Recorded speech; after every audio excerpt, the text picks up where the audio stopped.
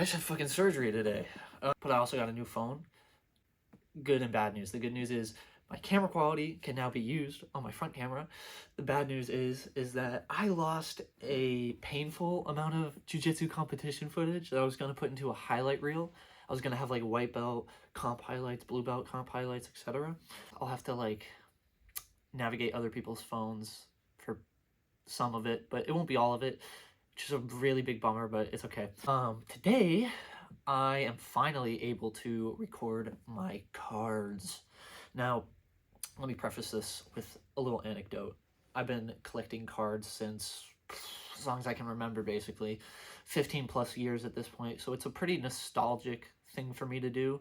I went from baseball cards, you know, football cards, Pokemon cards, all the good stuff. The past few years, like when Logan Paul did his Pokemon stream, it pretty royally fucked up the card market in inflating it with a lot of wealthy buyers and a lot of market hype. And obviously the whole grading system being implemented, and that's a whole other topic in terms of my opinions on it, the merits and obviously issues with it. But you know, like literally I'm just gonna take you through all the cards I've been able to collect over the years, just show you some of the cards that I really appreciate and why. I'll have that be its own part of the video called context cards. But as far as like the binders itself, I'm gonna have it at like maybe 1.5 speed with some background music, and if I point to a card, that means that it holds some sentimental value, and I'll go into that detailed explanation either in a separate video or at the end of this one. I'm gonna start using chapters in my videos, so you'll start seeing that. Job starts in a couple weeks, so I'll be able to afford a blue snowball. Once we got the audio just as good as the video, we'll be cooking, you know? Is the rock in there? Because I like the smell. All right. Okay.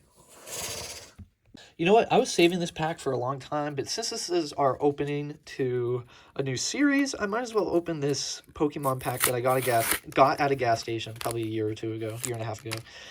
Forgot it was in my glove box, and then found it. So yeah, let's get some vivid. Oof. I don't know if it's 3 or 4 on this set. I don't really care anymore either. Excadrill, Nuzleaf, Mudbray. I never got this set too much. Weedle, Taillow, Sandile, Reverse Hollow Clefairy, and our rare is a Terrakion normal. Oh, it is 4. Okay. Well, but that's not what we're here for. You may be here for that, but that's not what I'm here for. I am here to show you my short and sweet NBA collection. I will say my majority of cards are Pokemon and football, but with football I have much more because I lost, or they got thrown away, my original Pokemon collection. I'll touch on that another day, but yeah. Okay, sorry about that. I was just fucking with the lighting a little bit. It was a glare. These are really shiny, cards, but I love this Larry Bird and Reggie Lewis. This is an autographed card.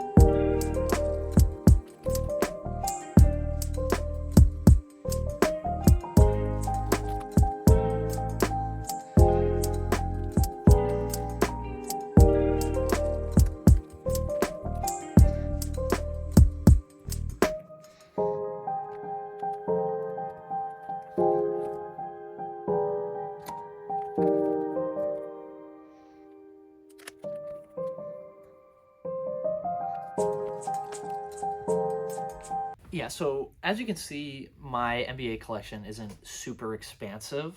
This is part of the reason why I'm doing it first, so I can have a slight practice run with how I may want to edit and present these videos. There are some cool cards in there. I'm about to make the section called context cards, so you know why I think those cards are special to me.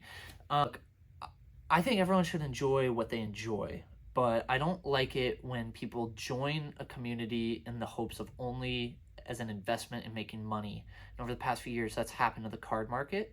But I think one thing that I'm kind of killing two birds with one stone, where it's like my cards, if something were to happen to them, they can live in infamy digitally on the internet, and at the same time I'm representing the best of what it means to be a card collector. It's for pure joy, enjoyment, just it's satisfying, it's a fun thing to do, it's fun to complete sets. It's just a fun hobby, that's all. And I've always admired it, and I have always not admired the bad players in the mix.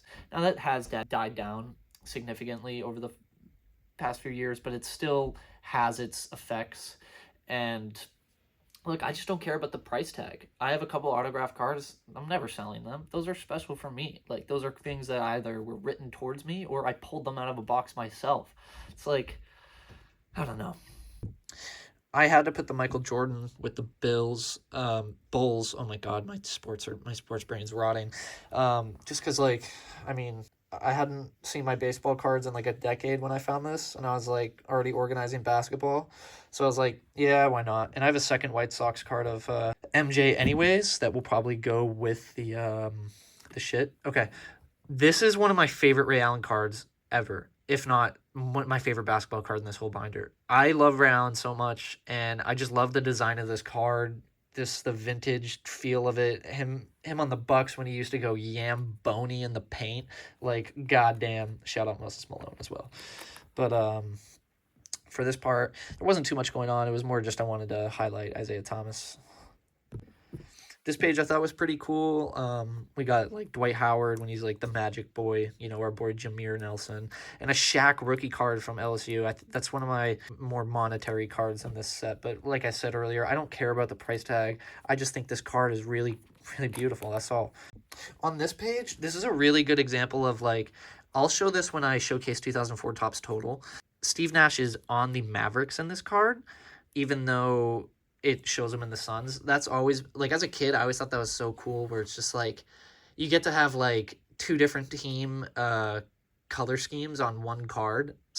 Like, if it's not super obvious, I could technically put him with the Suns, but if it is, I can just have him chill out with the Mavs. It's always been a fun little thing that I have. It's the same thing as a Delta species in Pokemon. Like, it's like a little mix up. It's not much, but it's refreshing. You know what I mean? And I thought this was cool because Del Negro eventually coached. Like, I have a mix of like packs from it's like when me and my brother and dad, or my dad let my brother and I get some, or just like we happen to find some at a yard sale. I love this Chris Paul card. I just love the design, along with this Carmelo Anthony. It's just a sharp design. Shout out Mutombo. Jeff Green was actually the other Celtic that friend I mentioned had over his house. I wasn't on the team that year, unfortunately. Tough year to miss, I guess. Fuck. Then we have our Lakers, dude. You know, we got Kobe, Jay West, Abdul, and even Mikan, you know, running them drills.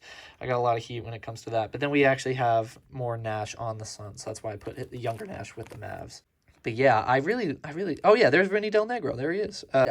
Now these are just rookies at this point, but I really like how this binder came out, even though I don't have the most amount of basketball cards in the world.